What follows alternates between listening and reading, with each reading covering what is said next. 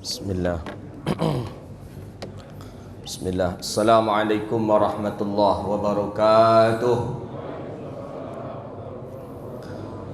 Alhamdulillahilladzi nahmaduhu wa nasta'inuhu wa nastaghfiruh wa na'udzu billahi min syururi anfusina wa min sayyiati a'malina. May yahdihillahu fala mudilla lahu wa may yudlil fala hadiyalah. Asyhadu an la ilaha illallah wahdahu la syarika lah wa asyhadu anna Muhammadan 'abduhu wa rasuluh wa safiyyuhu min khalqihi wa habibuhu ballagha risalah wa adda al-amanah wa nasaha al-ummah wa kashafa Allahu bihi al-ghummah wa jahidun fi sabilillahi hatta atahu al-yaqin. Salawatu rabbi wa salamuhu alayka ya sayyidi ya Rasulullah. Allahumma salli ala sayyidina Muhammadin al-Fatih lima ughliqa wal khatimi lima sabaqa nasiril haqqi bil haqqi wal hadi ila siratikal mustaqim. Sallallahu alaihi wa ala alihi wa sahbihi haqqa qadrihi wa miqdarihil azim. Allahumma bika asbahna wa bika nahya wa bika namut wa ilaikan nusyur. Asbahna ala fitratil Islam wa ala kalimatil ikhlas wa ala dinin nabiyuna Muhammadin sallallahu alaihi wasallam. Radina billahi rabba wa bil islami dina wa bi Muhammadin sallallahu alaihi wasallam nabiyya wa rasula, amma ba'du. Puja dan puji syukur kita kepada Allah. Alhamdulillah, di waktu yang mulia ini Allah izinkan kita bisa duduk di rumah Allah melaksanakan salat fardu subuh secara berjamaah.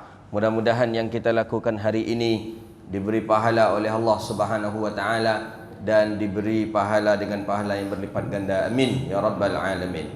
Salawat dan salam kepada Nabi yang agung, Nabi yang mulia, Rasulullah Muhammad sallallahu alaihi wasallam.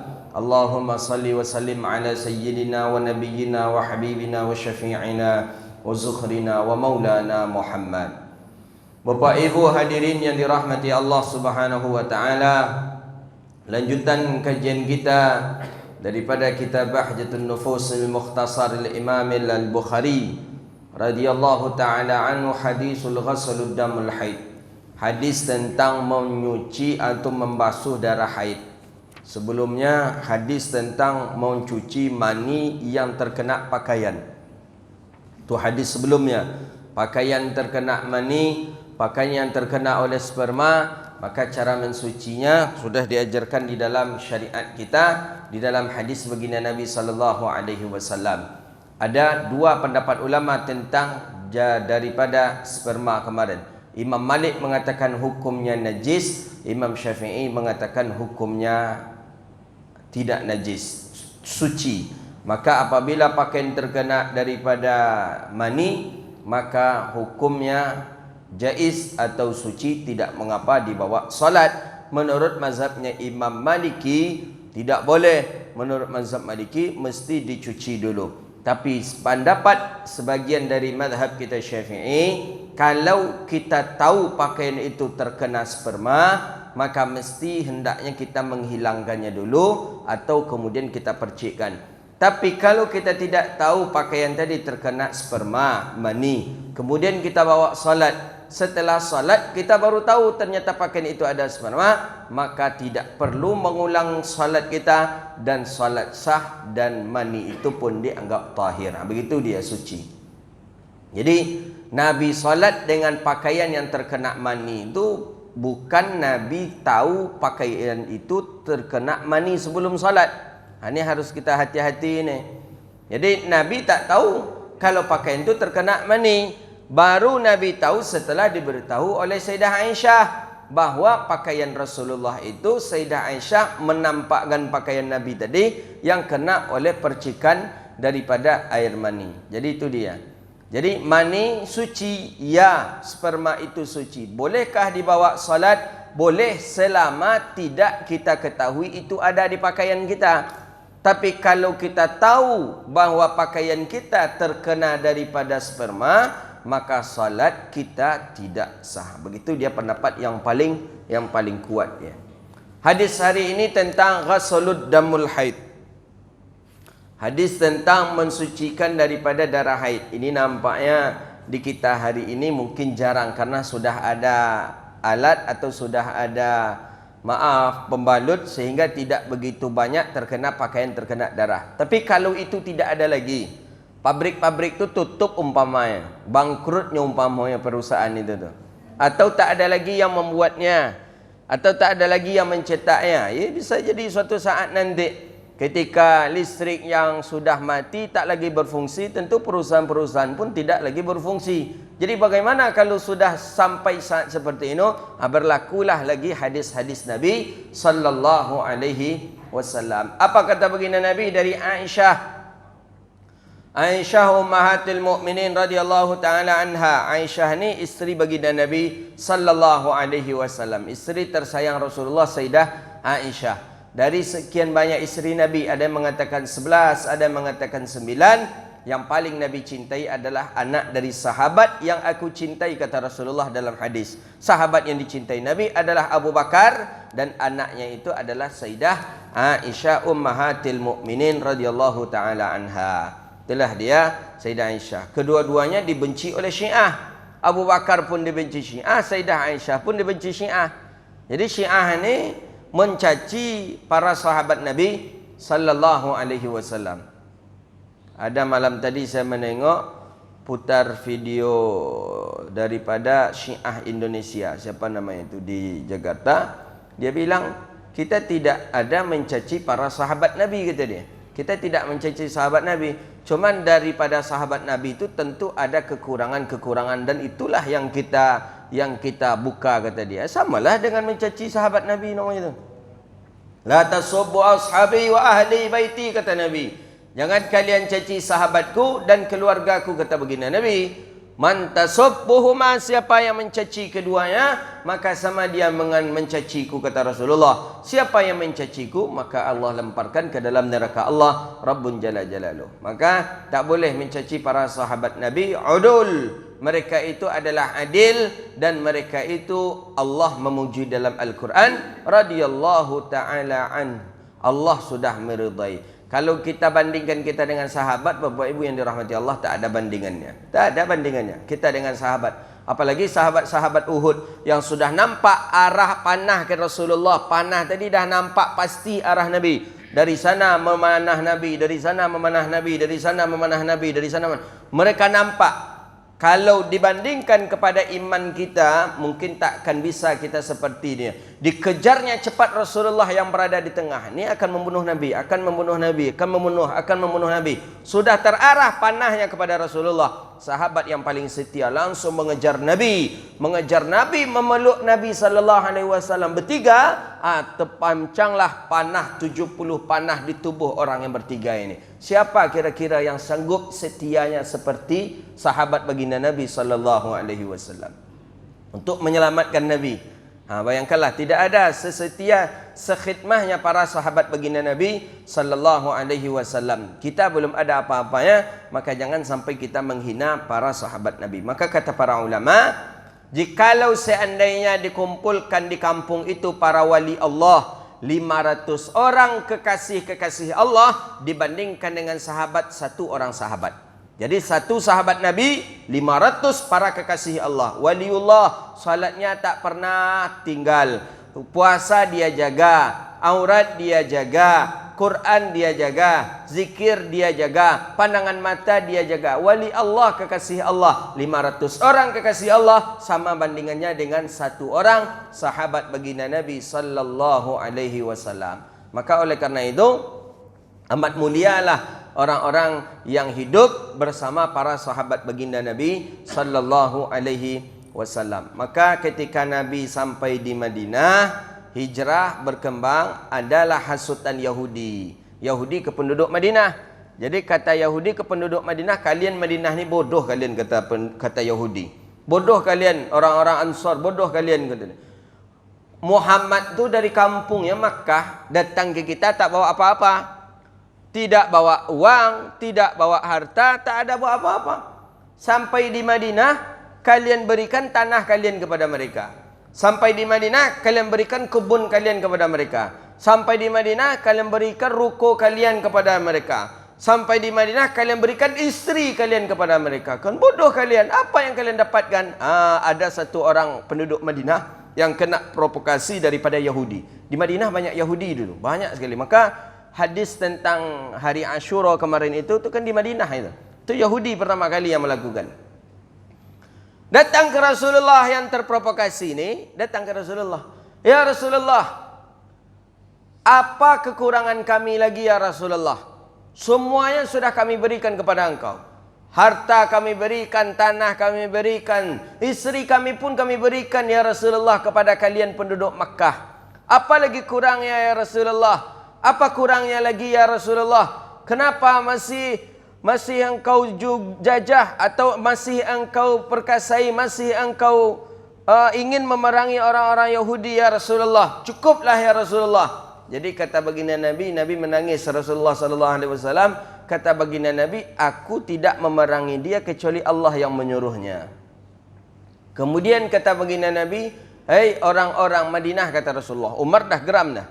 Orang-orang Madinah, kami ke Madinah memang tidak membawa harta. Kami ke Madinah tidak membawa kekayaan. Kami ke Madinah tidak membawa apa-apa. Tapi kata Rasulullah, kami datang ke Madinah ini membawa mutiara yang lebih mahal daripada yang kalian miliki. Membawa mutiara yang lebih mahal harganya dari harta benda yang kalian miliki. Itulah iman dan hidayah. Ketika itu juga Nabi berbicara, sahabat ini baru dia sadar ternyata dirinya terprovokasi oleh Yahudi, menangis dia, kemudian minta maaf dia ke Rasulullah sallallahu alaihi wasallam. Setelah itu langsung Nabi berkhutbah. Kata baginda Nabi, kami ke sini tidak mencari apa-apa. Kami ke sini tidak mencari kekayaan. Kami ke sini tidak mencari harta, kata Rasulullah. Kami ke sini disuruh oleh Allah lewat Jibril. Kedua, kata baginda Nabi, kami ke sini karena di sini adalah saudara kami, saudara se-Islam, saudara seagama. Maka semua penduduk Madinah ketika itu menangis dan menyesal dan minta maaf kepada baginda Nabi sallallahu alaihi wasallam. Jadi bisikan-bisikan Yahudi ini parah. Maka sampai sekarang kalau ada pemimpin yang bakawan Yahudi, azab kena bisik, dan bisikan itu bisikan iblis semuanya itu. Bahaya sekali. Yahudi bahaya sekali. Jadi balik kita ke hadis kita lagi. Jadi Sayyidah Aisyah ummahatil mukminin, isteri baginda Nabi sallallahu alaihi wasallam, yang dilihatkan oleh Jibril. Jibril langsung melihatkan, dibentangkan sutra oleh Jibril, inilah isteri yang menemani engkau nanti di surga ya Rasulullah. Dan dari sutra itu nampaklah wajah Sayyidah Aisyah, isteri tercinta baginda Nabi sallallahu alaihi wasallam. Jadi Aisyah itu bagus. Di Irak, teman saya waktu sekolah dulu, waktu kuliah S2 di Sudan, ada orang Irak katanya, di rumah kami tak boleh lagi ada nama Aisyah. Tak boleh ada 3 nama di rumah. Yang pertama Abu Bakar, yang kedua Umar, yang ketiga Aisyah. Kalau ada salah satu 3 nama ni di rumah, berarti rumah tu rumah ahli sunnah, akan diperangi. Itu dia. Di Iran pun macam tu. Akan diperangi rumah tu, dalam arti kata dikucilkanlah. Kalau ada sembako, rumah tadi tidak akan diperhatikan sembako. Dan kadang sekali rumah itu pun listriknya diputuskan. Karena rumah tadi rumahnya orang ahli sunnah wal jamaah. Tidak segan mereka masuk ke dalam rumah menakut-nakuti keluarga kita. Karena mereka memang beranggapan bahwa kita ni ahli sunnah wal jamaah, dan itu adalah musuh dari Syiah. Itulah dia. Padahal nama Aisyah nama yang agung, nama Abu Bakar, nama Umar, itu nama-nama yang agung daripada sahabat Nabi sallallahu alaihi wasallam. Ada tetangga dia katanya namanya Umar. Ini ketika Saddam Hussein lensar. Kan Saddam Hussein ni kan tokohnya ahli sunnah wal jamaah di Irak ni. Saddam Hussein. Ketika Saddam Hussein lensar, Saddam Hussein kena bunuh, Syiah bekerja samalah Syiah, apalah Syiah dengan beberapa negara-negara terkuat untuk menguasai minyak Irak, untuk menguasai Irak. Sampai akhirnya hari ini boleh dikatakan seluruh daerah-daerah di Irak sudah masuk Syiah. Dulu Irak tu mazhabnya Syafi'i, maka Imam Syafi'i dulu lama di Irak, di Baghdad. Di Irak itulah dulu. Tapi hari ini sudah beralihlah dia balik kepada Syiah karena terbunuhnya Presiden Saddam Hussein. Saddam Hussein orangnya Sunni, ahlu sunnah wal jamaah, seperti kita. Jadi teman saya itu bilang, dia ahli sunnah teman saya ni. Tapi saya ketika di Iraq, kata dia, tidak bisa saya ahli sunnah, saya mesti Syiah, kata dia. Jadi cara salat kalian bagaimana? Ya kalau di luar berarti ikuti salat gaya salat Syiah. Ya kalau di rumah barulah gaya salat Ahlus Sunnah. Jadi di rumah saya tak ada namanya Aisyah, tak ada namanya Abu Bakar, tak ada namanya Umar. Kalau ada, saya akan diperangi. Jadi saya tanya, engkau pegawai negeri? Ya, dia ASN di Iraq. Jadi ASN tak terbacakah oleh intelijennya kalau awak ahli sunnah wal jamaah? Sampai sekarang tak, kata dia. Jadi kalau awak kuliah ke Sudan ni, orang Iraq beranggapan awak masih Syiah. Ya, kata dia. Padahal ternyata dia orang ahli sunnah wal jamaah. Itulah dia. Jadi kalau sudah masuk Syiah ni parah sekali. Parah. Maka hati-hati kita. PKI dengan Syiah kau kakak beradik parah ya. Dan PKI kau parah juga, dan Syiah kau parah juga dia. Ini sama-sama mengatasnamakan Islam, dan PKI-nya menganggap dirinya Islam juga. Dan yang Syiah begitu juga. Cuma PKI sekarang sudah ada dengan komunisnya, begitu dia. Sebenarnya karena belum terjadi saja seperti yang ada di Madinah. Jadi di Madinah itu kaum muhajirin, kan di Madinah ada 3. Ada kaum muhajirin, ada kaum ansar, ada Yahudi. Jadi kata Nabi, jangan kalian berperang. Tak boleh berperang, tak boleh berkelahi, kata Nabi, dengan Yahudi, karena sudah ada piagam Madinah. Rupanya di pasar kaum muslimin dengan Yahudi ini sempat cekcok Yahudi dengan Muslim. Akhirnya ditamparlah Yahudi ini oleh Muslim. Sekali tampar itu, mati Yahudi itu langsung. Mati Yahudi ini. Akhirnya terdengar oleh Rasulullah. Nabi bertanya, mengkutil, siapa yang membunuh? Kata Rasulullah, si fulan ya Rasulullah. Diimbaulah si fulan. Datang, imbaunya kata Rasulullah, datang fulan tadi. Lima angkutilta, kenapa engkau membunuhnya? Kata Saifulan ini, saya tidak membunuhnya ya Rasulullah. Jadi macam mana? Dia menghinaku, dia menghina keluargaku, dia menghina agamaku ya Rasulullah. Dan aku tampar dia Rasulullah. Engkau tampar? Kata Nabi. Iya. Dan kamu rasa tampar tu tak tampar yang mematikan? Rupa sekali tampar matinya ya Rasulullah. Artinya, jadi awak kau sebenarnya dia lalu menampar tu lah. Keluarlah nanti PKI itu nak kena tampar lah. Jadi tamparan Muslim tu berbahaya. Berbahaya. Maka awak orang Muslim kau tak usah banyak menampar, tahan-tahan aja tu. Tahan-tahan. Kalau lah mulai menampar lah jari na limo kau. Zab PKI itu Yahudi Madinah atau mulai itu tak. Mulai itu kata Rasulullah, min yaumina hadza, mulai hari ini kata Rasulullah, tidak ada lagi yang boleh menampar Yahudi kecuali seizin Nabi. Jadi kalaulah izin Rasulullah, ajarlah. Kenapa izin Nabi? Berarti memang sudah diizinkan perang oleh baginda Nabi. Tapi kalau belum boleh. Itulah namanya piagam Madinah. Didamaikanlah oleh Nabi orang-orang muhajirin ansar dengan orang-orang Yahudi Madinah. Dulu ramai Yahudi di Madinah tu. Kalau dihitung dulu ketika Nabi hijrah, lebih banyak Yahudi dibandingkan Muslim. Maka adanya hadis-hadis palsu itu, kan banyak hadis-hadis palsu, lebih dari 500 hadis-hadis palsu. Itu yang membuat muncul hadis palsu itu kerja Yahudi Madinah itu. Kerja Yahudi Madinah termasuk tentang hadis man akala bazinjana dha'afa zakarahu, kata dia. Jadi kawannya di samping mengalih sayur-sayuran, mengalih taruang, mengalih kantang, mengalih sayur-sayuran. Akhirnya di Sikogo mengalih sayur-sayuran juga, cuman taruang tak ada dah. Yang orang mengalih itu taruang yang paling banyak, dia tak ada. Kau saya Yahudi ke? Dan kau mengalih kau Yahudi ke? Itu tu Muslim. Yahudi kau lah maksudnya mengecek. Nabi kalian pernah bersabda, kata Nabi kalian, man akala bazinjana dha'afa zakarahu. Siapa yang memakan terung, maka lemahlah syahwatnya.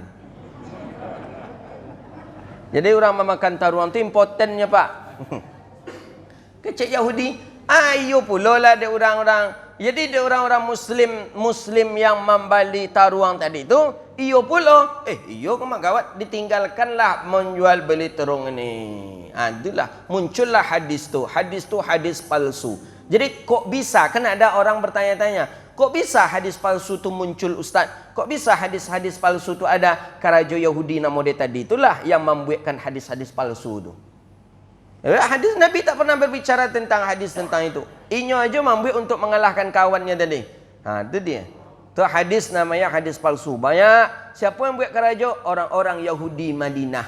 orang-orang Yahudi Madinah. Jadi terdengar oleh orang, terdengar, dibuatlah, dibesarkanlah. Alhamdulillah ada ulama-ulama kita dari dulunya. Ibnu Qayyim Al-Jauzi, Ibnu Jauzi mengarang kitab namanya Al-Mawdu'at. Ada Imam Suyuti mengarang kitab Lalailul Masnu'at fi Hadisul Mawdu'at 5 jilid. Ada Imam Al-Iraqi mengarang kitab Tasnifus Syari'atil Masnu'at fi Lalailil Mawdu'at. Jadi hadis-hadis mawdu' itu sudah dikumpulkan hari ini. Cuman para penceramah, para khatib, para ustaz kadang tak tahu kalau hadis itu hadis palsu, kadang dihampai jo, dibaca jo. Nabi SAW bersabda, berarti samanya mengiyakan, membenarkan ucapan Yahudi Madinah dulu. Maka sebelum membaca tadi tengok dulu teks hadis. Hadis ni betul ada dari Rasulullah atau tidak? Dari mana cara kita menengoknya? Tentu dari kitab-kitab hadis Nabi SAW. Kalau itu hadis Nabi mah bangkrut tukang mengalir taruang di pasar tu. Tak laku taruang tu dah. Ya kan? Taruang-taruangnya lah. Taruang je lah. Tak je lah. Nak boleh dah kata yang important mengalir makan taruang kau je. Mana lah important tak taruang tu? Tanyalah amak-amak awak dulu, ayah awak. Taruang aja makan tiap hari. Anak 2 boleh orang, 5 boleh orang. Ya kan? Nyabui taruang, muaknya abui nya gulai pula taruang tadi le. Muaknya gulai nya goreng pula taruang tu. Muaknya panggang le taruang tu le. Banyak anak jadi nak ada tu. Tu makanya hadis maudhu', hadis palsu namanya. Jangan takut pula ibu-ibu makan taruang lain. Apa-apa kau suka kata taruang. Banyak hadis-hadis maudhu' tu banyak. Itu kenapa yang punya kerja tu Yahudi Madinah yang punya kerja hadis-hadis palsu tu. Tu kerja Yahudi. Raja Yahudi tu. Banyak hadis palsu tu, banyak sekali. Apa lagi dia hadis palsu? Jadi hadis palsu lagi. Man awal ismuhu Muhammadun fa aqrimuhu fala yadribuh. Siapa yang awal namanya Ahmad, fa aqrimuhu fala yadribuh, maka muliakanlah dia dan jangan dia dipukul. Jadi Yahudi tadi cerita-ceritanya je kawan-kawannya, siapa nama yang paling ancak dari siku mulut ke mulut. Jadi katanya yang paling ancak tu nama tu adalah nama Ahmad di awalnya. Karena kata Nabi, siapa yang awal namanya Ahmad, maka muliakanlah dia dan jangan dia dipukul. Jadi nak boleh menokok orang nama-nama Ahmad awalnya dah. Jadi kalau nya menciluk macam mana? Dipukul jugalah dia. Jadi ada hadis yang dhaif, yang maudhu', palsu tentang nama Ahmad tu hadisnya. Ada juga hadis yang sahih, yang hasan menjelaskan tentang kemuliaan nama Ahmad atau Muhammad. Jadi boleh kita bagus kita memberi nama anak awal dengan Ahmad Muhammad, tapi bukan karena hadis tadi, karena hadis yang lain. Itulah dia.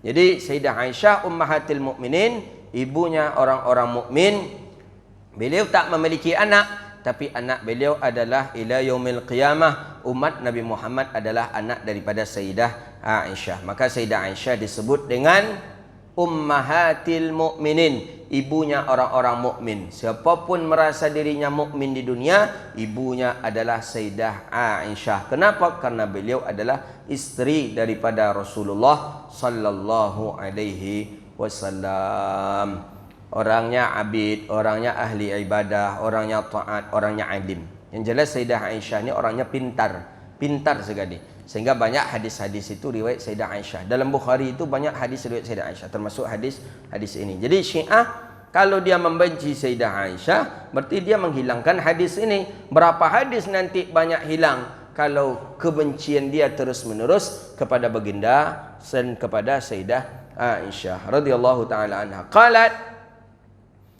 kanat ihdana tahidu. Jadi kata Sayyidah Aisyah, salah seorang daripada kami haid. Salah seorang daripada kami haid ini menjelaskan tentang kami, maksudnya isteri-isteri Nabi. Isteri Nabi dengan Sayyidah Aisyah. Aisyah termasuk orang yang menyaksikan Nabi SAW nikah dengan seluruh isteri-isterinya kecuali daripada Khadijah. Jadi dengan Saudah, dengan Ummu Salamah, dengan Hafsah, dengan Aisyah, dengan Ummu Habibah. Itu Sayyidah Aisyah menengok dan Sayyidah Aisyah pun menyaksikan. Jadi ihdana tahid, salah seorang kami haid. Jadi isteri-isteri Nabi ini kompak isteri Rasulullah sallallahu alaihi wasallam. Maka Sayyidah Aisyah mengatakan ihdana, salah seorang daripada kami haid. Thumma taqridu damu min thawbiha. Jadi bagaimana cara mensucikannya? Sayyidah Aisyah ini menyampaikan kepada kita bukan karena ingin menimbulkan fitnah, hendak. Sayyidah Aisyah ini menyampaikan kepada para sahabat dan kaum muslimin, kalau terjadi haid bagaimana? Ini caranya.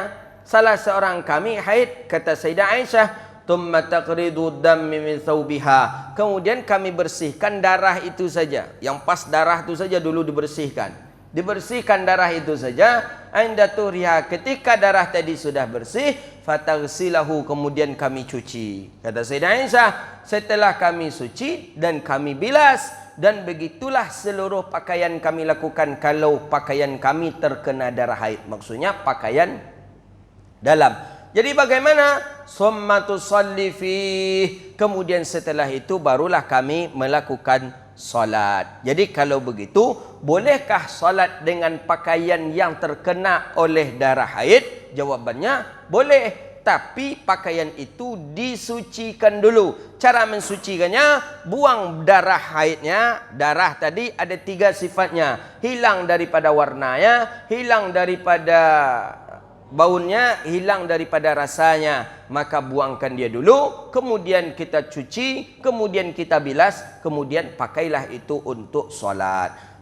Kenapa hadis ini muncul? Karena ada dulu ideologi penduduk Arab dulu, kalau pakaian yang terkena darah haid, maka pakaian itu tak boleh lagi dibawa solat. Cuman boleh saja dibawa di rumah untuk bekerja, menyapu, apalagi mempel rumah, anak masak, itu boleh. Tapi kalau untuk solat tak boleh. Itu dulu yang ada tertanam di otak orang-orang Madinah. Jadi kalau pakaian umpama terkena darah haid,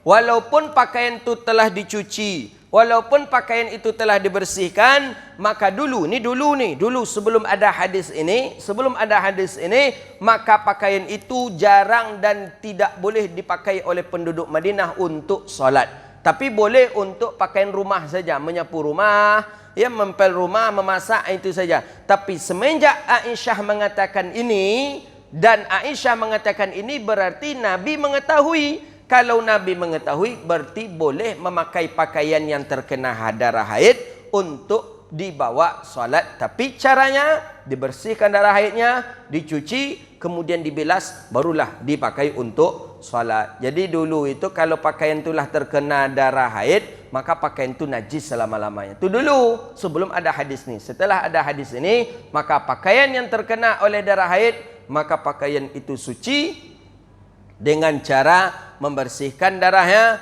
mencucinya, kemudian membilasnya. Inilah bagian daripada ilmu min sunnatus syarifah, ilmu daripada sunnah baginda Nabi sallallahu alaihi wasallam. Setiap pakaian itu yang dilakukan oleh Sayyidah Aisyah. Ya dulu kan tak ada pembalut.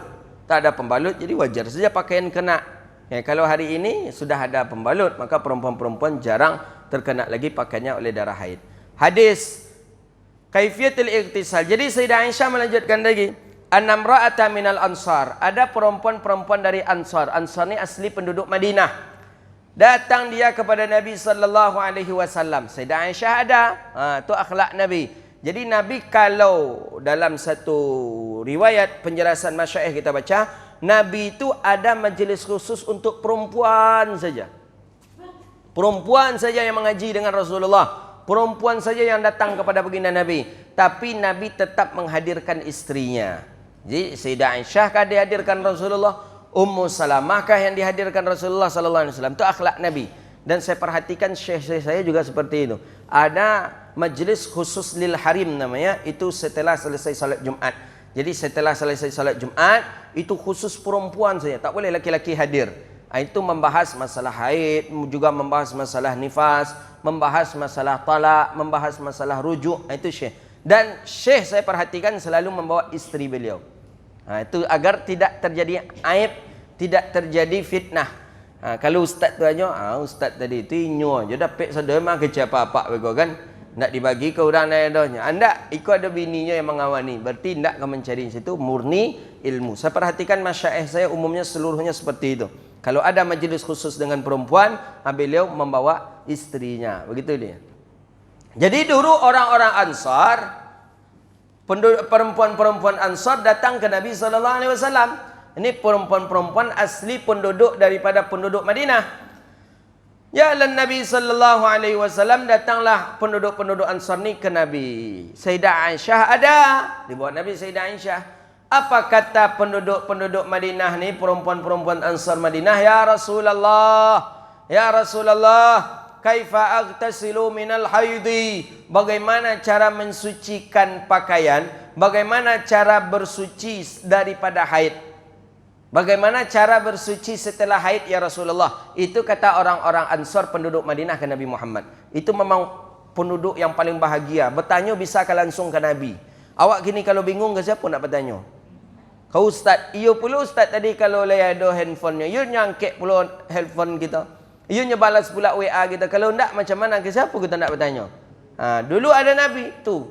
Generasi yang paling bahagia di dunia itu adalah generasi sahabat. Walaupun dia tidak memiliki alat yang canggih, WhatsApp tak punya, YouTube tak bisa dia tonton, tak bisa main avatar. Tapi para sahabat baginda Nabi itulah generasi yang paling senang, generasi yang paling bahagia. Ketika galau ada Nabi, memandang wajah Nabi hilang galau. Ketika tak tahu hukum ahkam datang ke Rasulullah, langsung Nabi yang menjawab. Maka tercatat generasi yang paling bahagia di dunia adalah generasinya sahabat baginda Nabi SAW. Walaupun kita hari ini banyak alat canggih yang kita miliki, kita bukan generasi yang paling bahagia. Karena kalau bertanya tak berjumpa Nabi, kalau galau tidak berjumpa Rasulullah. Kalau penduduk Madinah ada masalah, galau di rumah tangga, langsung berlari-lari ke rumah Nabi. Nampak Nabi, hilang masalah.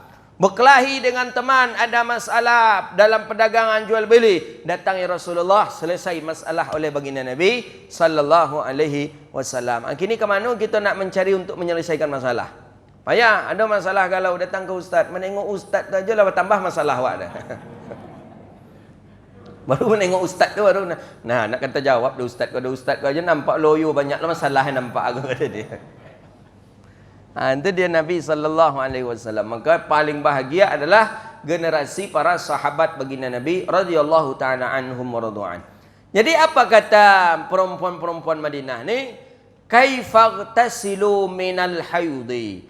Bagaimana cara membersihkan atau cara mandi, cara membasuh daripada haid? Cara bersih daripada haid ni bagaimana ya Rasulullah? Qala, kata baginda Nabi, khudhi firsatan mumassakah, ambil sedikit daripada wangi-wangian. Ini caranya nih ibu-ibu. Ambil sedikit daripada wangi-wangian, mungkin serai, mungkin sabun, mungkin apa segala macam tu wangi-wangian.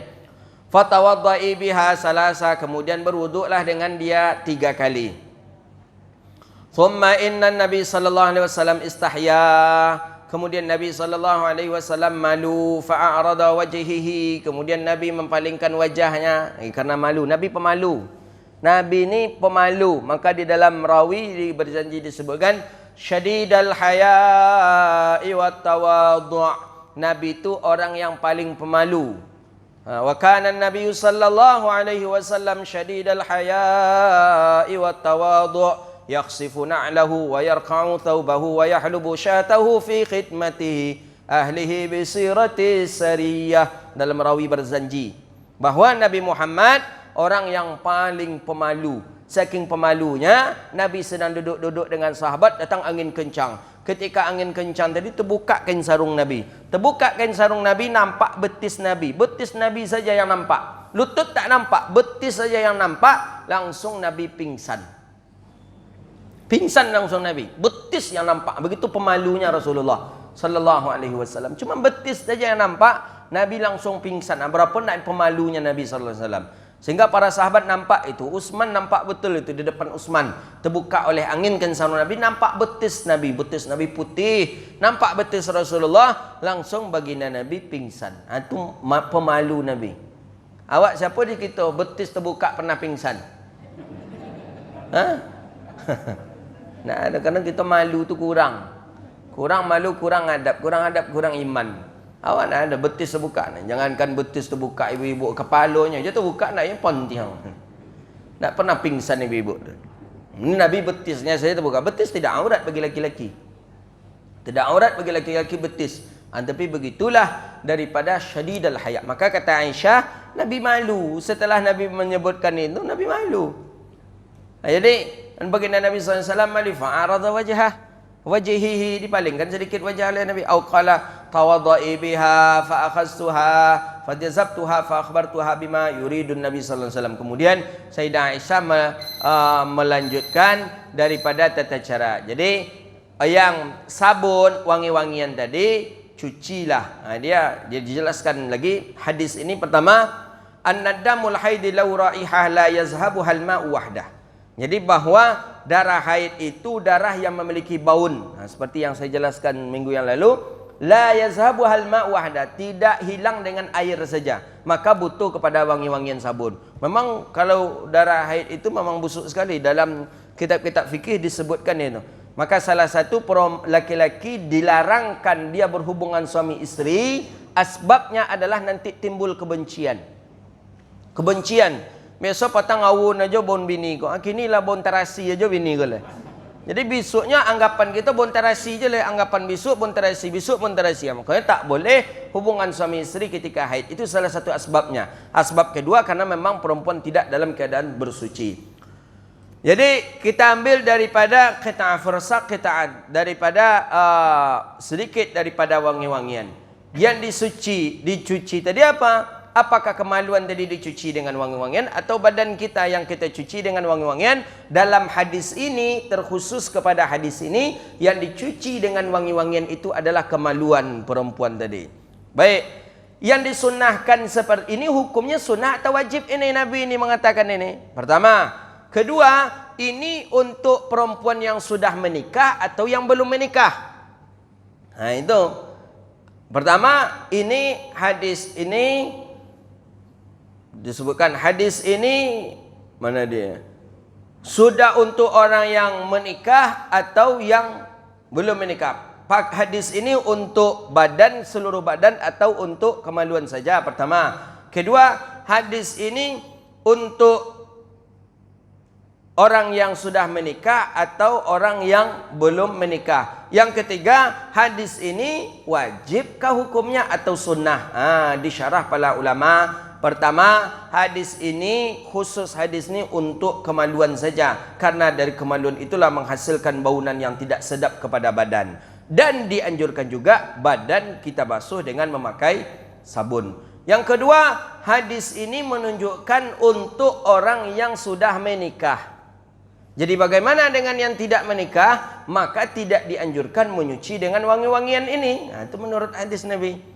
Kenapa kok orang yang menikah? Karena orang yang menikah setelah selesai masa haidnya, dia sudah diperbolehkan untuk jima. Diperbolehkan hubungan suami istri, dan itu mesti harus menjaga keharmonisan salah satu dengan berwangi-wangian. Hukumnya bagaimana? Wajibkah atau sunat? Ulama berpendapat hadis ini Nabi menjelaskan bukan untuk wajib bagi perempuan, tapi hukumnya sunnah. Jadi kalau sunnah berpahala, perempuan saat haid dia melakukan hal ini, Ustaz, ya berpahala. Karena itu Nabi yang menyuruhnya. Maka oleh karena itu, amalkan baginda Nabi, amalkan daripada sunnah baginda Nabi sallallahu alaihi wasallam. Istahya, kemudian Nabi malu, kata Sayyidah Aisyah. Nabi menoleh wajahnya, kemudian dijelaskan dan dilanjutkan oleh Sayyidah Aisyah radhiyallahu taala anha. Hadza wabillahi taufiq. Nabi malu membahas hadis ke ustaz, apa nak malu nampak nama ustaz ni. Apa lu cara orang bermalu pak-pak le banyak le di siko. Tapi kalau ibu-ibu aja mungkin dia agak gampang je membahas siko ke. Ibu-ibu aja. Ya kan, kalau lihat apa-apa siko kan agak terbantu je, bos kita agak bagak lah gitu. Tapi kalau ibu-ibu aja tu kurang je bagak gitu. Hadza wabillahi taufik. Masuk kita ke hadis berikutnya insyaallah tentang hadis khiliqal janin fi batni ummih. Hadis tentang kejadian atau ciptaan janin di dalam perut ibunya. Hadza wabillahi taufik. Wallahu a'lam. Ada pertanyaan silakan. Assalamualaikum warahmatullahi wabarakatuh. Waalaikumsalam warahmatullahi wabarakatuh. Mungkin pertanyaan saya agak melenceng sedikit Pak, bukan Ya. dari masalah haid, tetapi masalah nifas Pak. Ya. Kalau nifas ini 40 hari, tapi setelah 40 hari ternyata si ibu ini belum habis darahnya.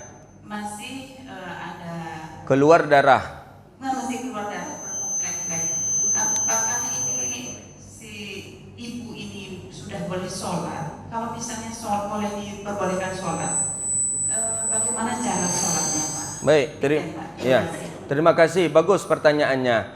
Darah nifas ini tidak tertentu kepada 40 hari saja.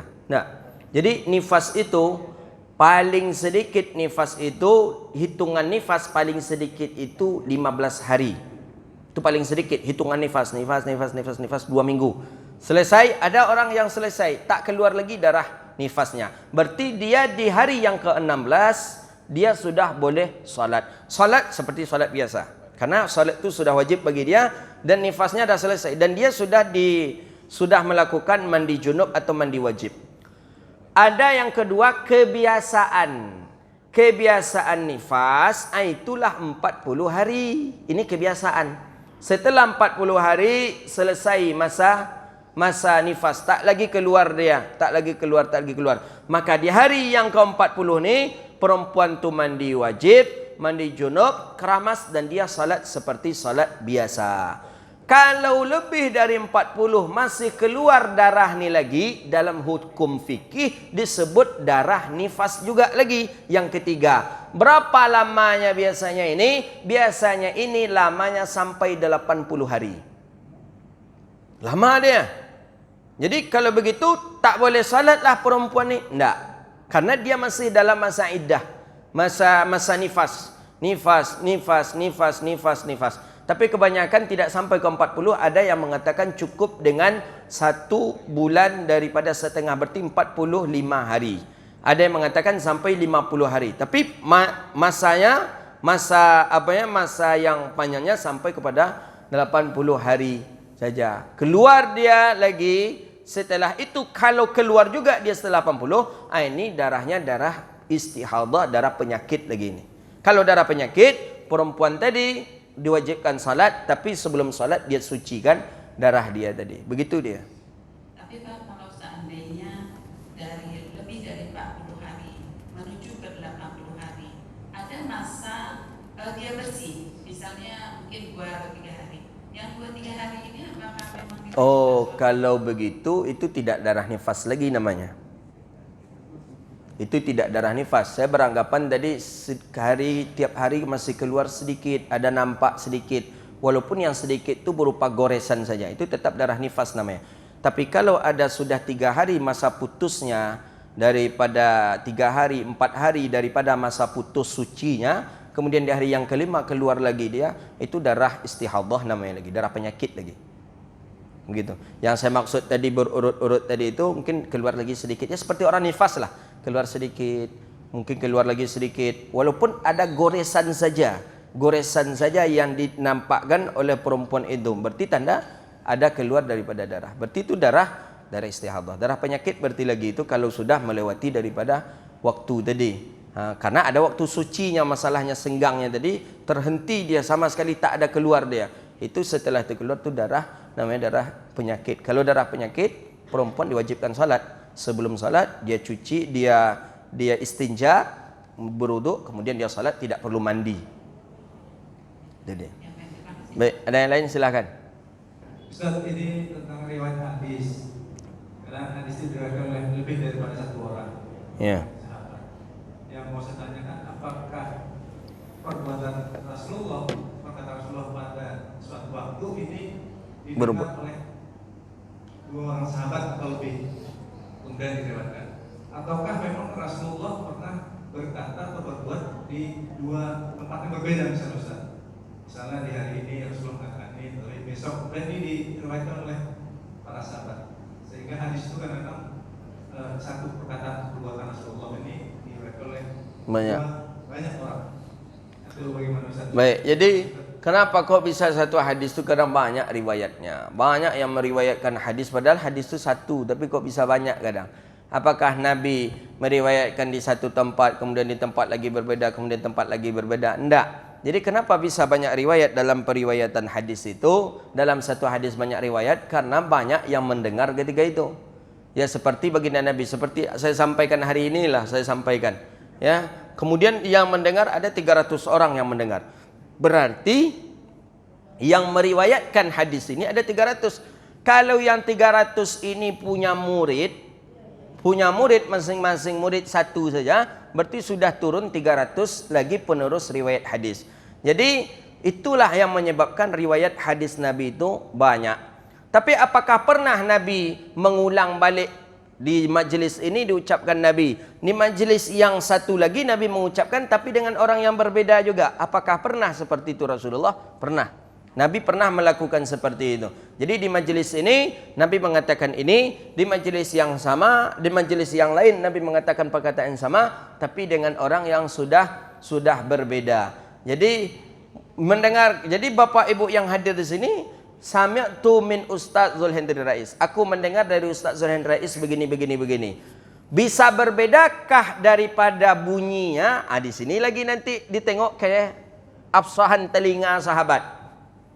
Jadi yang hadir kok kan ada yang sambil-sambil mengantuk, ada bagai nan sambil-sambil menengok handphone, ada bagai jadi tidak fokus.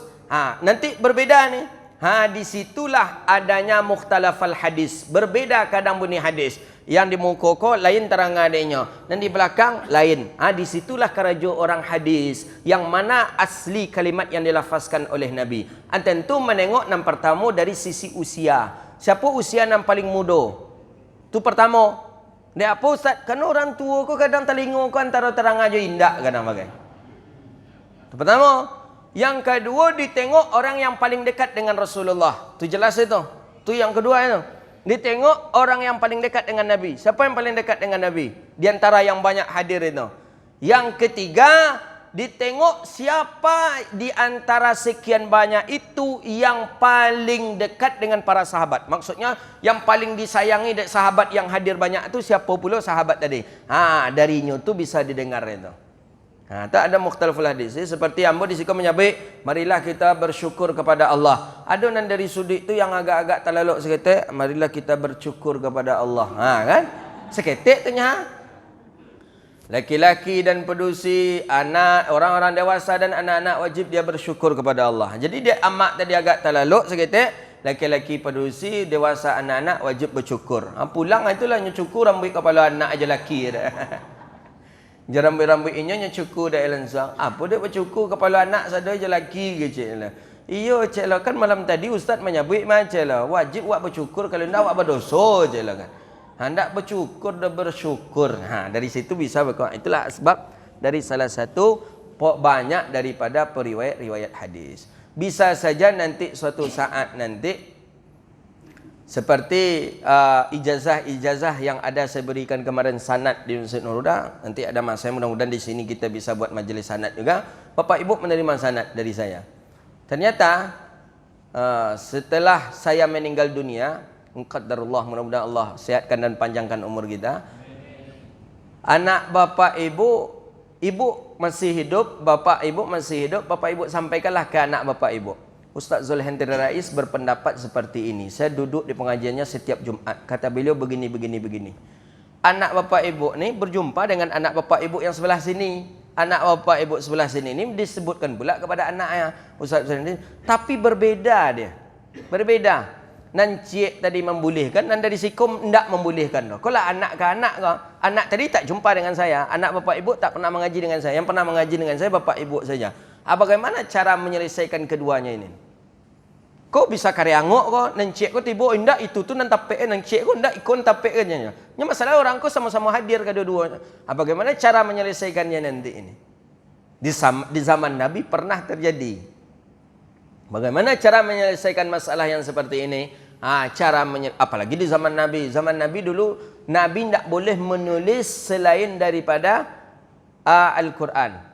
Tak boleh. Hadis-hadis Nabi dulu tak boleh Nabi tulis. Nabi khawatir bercampur dengan Al-Quran. Bahaya. Maka Nabi melarang, la taktubu anni ghairil Quran. Jangan engkau tulis daripadaku selain daripada Quran, kata Nabi. Siapa yang menulis ucapanku, famsah, hapus, kata Rasulullah. Karena Nabi khawatir bercampur ayat dengan hadis Nabi. Jadi hadis itu kapan ditulis orang? Setelah Nabi meninggal dunia, sahabat-sahabat mulailah mencoba. Sahabat pun belum dari zaman sahabat Nabi, sahabat masih fanatik karena Nabi tak boleh Nabi melarang menulis kata-katanya. Maka lahirlah imam-imam, lahirlah Imam Malik, lahirlah imam-imam sebelumnya, Imam Abi Hanifah bin Nu'man. Orang-orang mulia inilah berjumpa dengan sahabat. Apa isi kepala sahabat? Itulah yang dipindahkan ke kertas. Itulah menjadi hari ini seperti ini. Alhamdulillah. Kalau tidak ada para ulama dulu yang mengaji hadis, kita hari ini tak akan berjumpa dengan hadis-hadis Nabi. Alhamdulillah, hari ini kita berjumpa dengan hadis Rasulullah. Ucapan-ucapan Nabi masih kita baca hari ini. Dan itu tidak akan pernah punah sampai hari kiamat nanti. Begitulah dia. Jadi, cara menyelesaikan yang tadi, macam mana caranya? Menyelesaikan yang tadi, cara menyelesaikannya adalah dengan cara seperti tadi. Mesti menengok di antara usia siapa, kemudian orang yang terdekat siapa, kemudian yang bisa diterima daripada kedua belah ini siapa orangnya, barulah didudukkan. Yang mana dan seperti apa ucapan yang keluar dari mulutnya Ustaz Zulhendri Rais. Begitu dia. Kalau kinilah ada rekaman bisa ditengok balik. Bisa ditengok, oh ikut kata Ustaz tadi, oh ikut kata Ustaz tadi. Itulah dia. Hadza wabillahi taufik. Baik, ada lagi? Tak ada. Habis kata apa-apa. Apa-apa tak sabar nampak. Rabbana atina fid dunya hasanah wa fil akhirati hasanah wa qina adzabannar. Allahumma faqihna fid din wa 'allimna ta'wil wahdina ila siratikal mustaqim. Allahumma rabbana zalamna anfusana wa illam taghfir lana wa tarhamna lanakunanna minal khasirin. Rabbana atina fid dunya hasanah wa fil akhirati hasanah wa qina adzabannar. Subhanakallahumma wa bihamdika asyhadu an la ilaha illa anta astaghfiruka wa atubu ilaik. Wa sallallahu ala nabiyyina Muhammadin wa ala alihi washabihi ajma'in. Walhamdulillahi rabbil alamin. Demikian, mohon maaf. Assalamualaikum warahmatullahi wabarakatuh.